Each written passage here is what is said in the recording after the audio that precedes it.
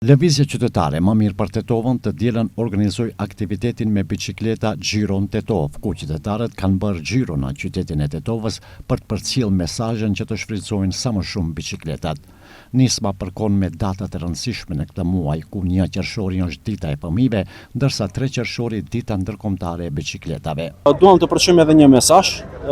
që më shumë të përdoren bicikletat, fëmijët të largohen nga trotinetat elektrik,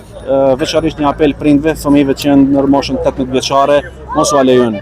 vozitjen e trotinetëve elektrik, pasi paraqet rrezik. Atë kemi të konfirmuar edhe me statistikat që vijnë nga klinika ortopedisë, pasi që shumë fëmijë, por edhe të rritur, kanë pësuar lëndime të ndryshme duke vozitur trotinetet në komunikacion.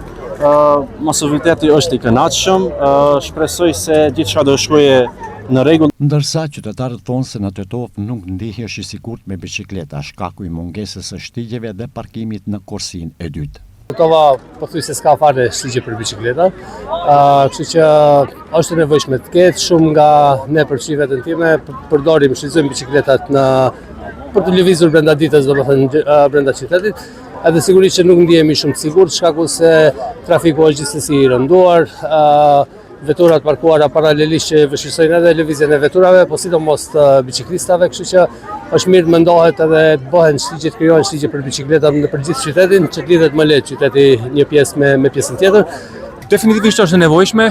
për siguri kisha thonë që nuk janë kushtet edhe rendet aty ku duhet jenë, nuk kisha thonë se ndihem i sigurt sa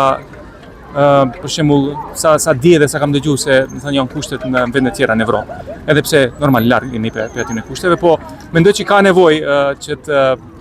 aktualizohet kjo çështje, ka nevojë që njerëzit më shumë të dalin me bicikleta, normal të zvoglohet ngarkesa në komunikacion, zvoglohen emisionet, edhe normal në anën tjetër ka ndikim pozitive në shëndetin e njerëzve, kështu që definitivisht duhet ta promovojmë edhe të stimulojmë njerëzit që të dalin më shumë me bicikleta. Mesazhi qytetarëve dhe organizatorëve të Xhiron Tetov ishte i qartë. Tetova nuk ka nevojë vetëm për aktivitete simbolike njëditore, por për zgjidhje konkrete infrastrukturore. Derisa statistikat mjekësore dhe kausi i përditshëm në komunikacion alarmojnë për rrezikun që kanoset, topi tani mbetet në oborin e autoriteteve komunale, të cilët duhet të vendosin nëse do të japin përparësi shëndetit dhe sigurisë së qytetarëve apo do ta lënë Tetovën të mbytur nën kausin e makinave.